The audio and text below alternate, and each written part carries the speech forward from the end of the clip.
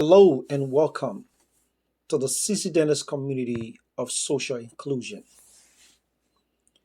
Today's episode is an exclusive interview with my 13-year-old daughter, Queen Denisha Celine Dennis. Miss Celine Dennis and I were talking about social expectation and the importance of social inclusion. The interview began with me asking Miss Celine Dennis what was she doing on a Saturday afternoon. And as usual, she responded like I always do, minding my business and sitting in my little corner. That was when I started to question her. Why was she sitting in her own corner and minding her own business? Miss Celine Dennis' version of minding her business was somewhat misconstrued, and she had to set the record straight. And this is what she said. I meant when I said I'm minding my business. Okay, what did you mean? I meant that I'm not worried about what other people are doing, as in they're living the life that they want to live in the best possible way that they can. Why am I putting my mouth on them? That's what I meant. I meant I'm not actively following what other people are doing, actively talking about what they should do and what they shouldn't do. I'm not telling them what to do with their lives, what to follow, what to do, what their morals should be. I'm not doing that because that's none of my business. I'm here just watching TV. I'm not following celebrities and their day-to-day lives or following people that I know what color they dyed their hair, what they're doing. I'm not doing that. I'm minding my business. So that's where you came from when you say you're minding your business? Yes. Okay. Then I kind of buy that. However, I still want you. I still trying to interject you into your community. If something were to happen wrong in your community, and you knew that it was wrong, socially wrong, would you talk about it? I mean, I tell someone, but what did you want me to do about that? No, like, would you step out if somebody were ill-treating somebody and you knew that the person was ill-treating this person? Would you step out to tell the person what you are doing is wrong, you need to stop? I don't know. It depends. And what does it depend on? The situation. Like, if it's something stupid like, oh, you can't play with us or whatever, that something like dumb that won't matter in the next day or the next week, I'm going to continue doing what I'm doing. But if it's like, I don't know, if it's like racial injustice or whatever you're trying to say, then sure. What do you define as racial injustice? Racial injustice? Uh-huh. That's what it is. It is what it is. You cannot use the word to define a word. It's kind of self-explanatory. I don't know. Explain it to me in the layman term. I just feel like you should know this as you have a degree. No, that doesn't mean I know everything. There are a lot of things that I do not understand in life. And there are a lot of things that in life that I'm still trying to grasp. So tell me, when you talk about racial injustice, what does it mean to you as a person? Like, if someone's being discriminated against, or like, maybe not even racial injustice, if someone's being discriminated against, or I don't know, anything, like gender, sexuality, race, anything like that, sure, I will step in. Okay. No, that makes me proud of you. So if my social identity were being discriminated against, you will step out. Anybody for that matter. Yes. And what would be your reason? Because the reason would be what the reason always is. Stop discriminating against people for things that don't affect you. That would be your reason? I would have a better reason in the moment, but right now, nobody's facing any injustice. So, I don't know. All right, let's create a hypothetical situation. Let's say right now, I was being discriminated against, or you just walk out the door and you see this child or this person that you might be older than, or they're older than you, that social identity is being discriminated against. In that situation, in that moment, and that person is being beaten because the person is either Asian or the person is black, what would you do? Call the cops? Why would a 13-year-old girl step into a fight with grown people? I'm calling the cops or distracting them or something. That was kind of a bad scenario. Why would I step into someone who fought? So what if it was the cops who doing the discrimination? Who would you call? I'm gonna just record and go on with life. Send it to someone. Call someone. I don't know what you want me to say. I'm 13 years old. I don't know if you want me to be. I don't know who you want me to be, but I am. I just want you to be. I just want you to be you. I'm trying to get into your head of what you think. Like if it's okay, let me make a scenario. If it's like one of my friends is, if one of my friends is bullying someone else for being gay or something, I'm gonna step in and I'm gonna throw a fit or something. I don't know what I'm gonna do, but I'm gonna stop it because I don't know. If it's like mutual, yeah, I'm gonna stop it. But like, why would I stop grown men from beating someone when I am barely able to protect myself in life?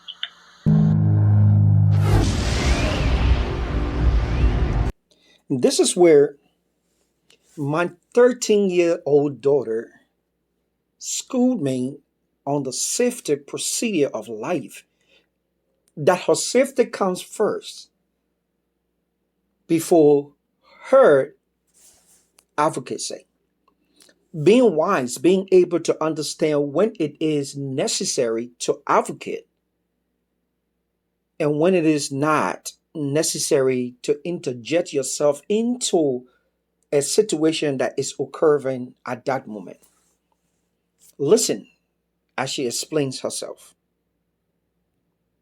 Well, my scenario was not about you jumping in between to stop it, but they're saying something to prevent it.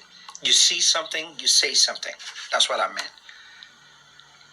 If someone is being beaten for their skin color and I say something, what makes you think they would have a problem beating me too? What makes you think that they just don't jump and beat you because you're black? So somebody just gonna beat you because you're telling them to stop beating a black person? Like if they're already committing a hate crime, what would stop them from doing it to me too? Okay, so your better approach was record that and step aside. Yes. Okay. All right. But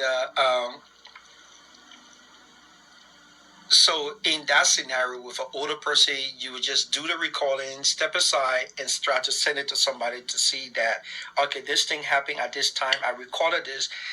This is the information that I have. And this is the person's face or the person that was doing X, Y, and Z. And authority should be able to step in. That's what you're saying. Uh-huh. Okay. All right. So you think that given a scenario you gave, you want to be a gay advocate? I sure. I don't know. And what is that? You gravitate to them? I just don't see the reason why they get so much hate. Is they're just minding their business. That's what I meant by minding my business. If I see someone being gay on the street, who am I to say anything about it or be mad about it? And this is where the conversation became very interesting. This is where I started to pay more attention to where my 13-year-old Miss Denisha Celine Dennis was trying to say. And I want you to pay attention to this 13-year-old child as she expressed herself. That's what I meant. Like, I'm not one to say anything about anything. That doesn't concern me. And who someone is with does not concern me. And why do you think that, though? Don't they affect the entire community? How are they doing what to any community? Being with the same sex, don't that do something to the community in any way? How are they doing what to any community? If I see someone being gay on the street, who am I to say anything about it or be mad about it? Who someone is with does not concern me. This is where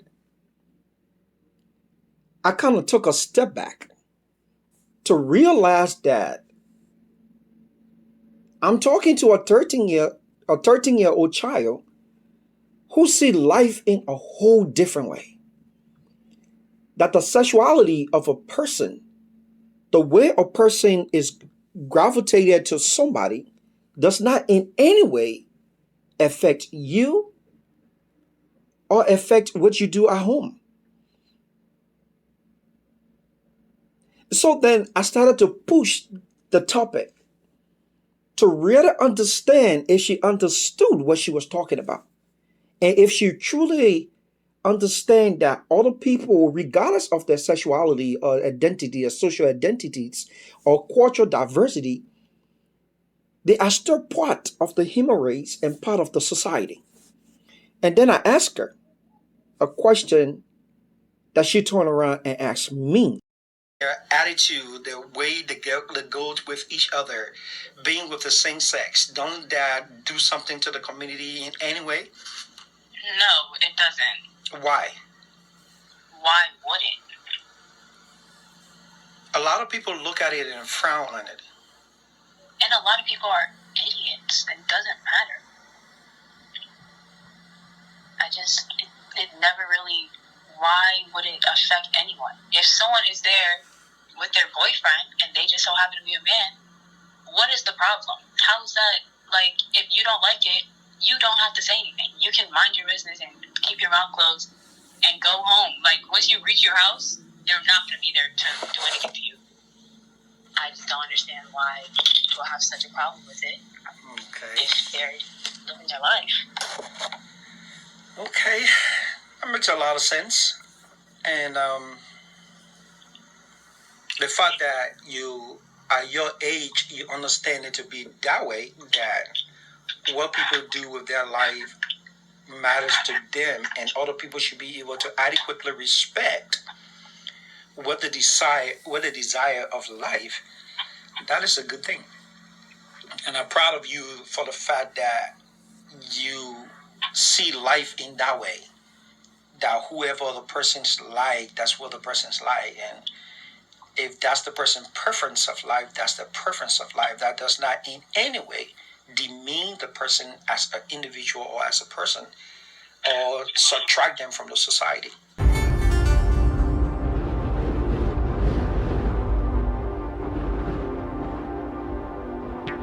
So now I got 2 questions for you. Are you ready? Sure. Okay. When it comes to racial discrimination, how do you feel about it? I feel like the way I should feel about it. It's wrong and weird and unnecessary. And why do you think it's wrong, weird, and unnecessary? Because what's the point? Like, how does calling someone slurs affect your day and make you feel better? Or how does someone being a different skin tone than you make you so angry? That's weird.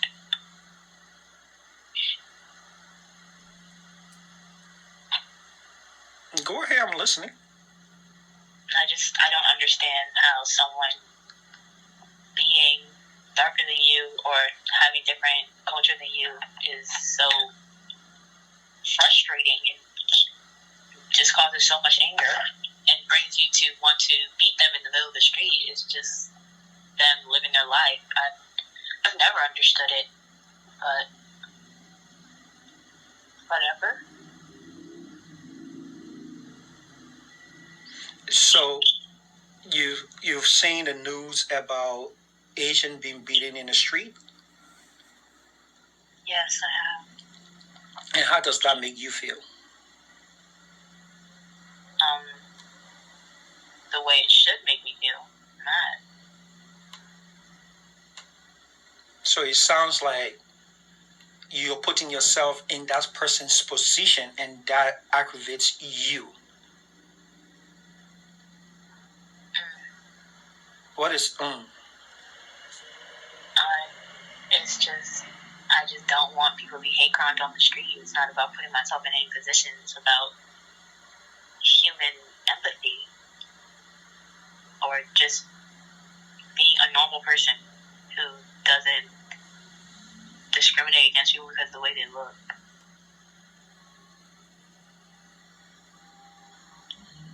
That is so sweet of you. And I'm sitting here, I'm proud of you that you see people as people. You don't see the skin color or the cultural diversity as something that in any way should be used to discriminate against people. I'm very proud of you. I'm proud of you so much because I too feel that way. I don't think in any way people, cultural diversity or social identities should be used to discriminate against them, because the entire world that we live in, we are interconnected. Our identities or culture should not be used in any way to divide us, but to bring us together. So join me next week on the CC Dennis community of social inclusion as we listen to Denisha Dennis, Miss Celine Denisha Dennis, take us through what it is like going to school, being a part of a class, but being forgotten and being left behind in that class as a person, as a child. But nevertheless, your parents are called to say that you are not paying attention when the teachers are not paying attention to you. Thank you for being a part of part one of my interview with my 13-year-old daughter. And stay tuned for part two of this interview. You have a blessed day, and we see you again on the CC Dennis community of inclusion. Bye for now.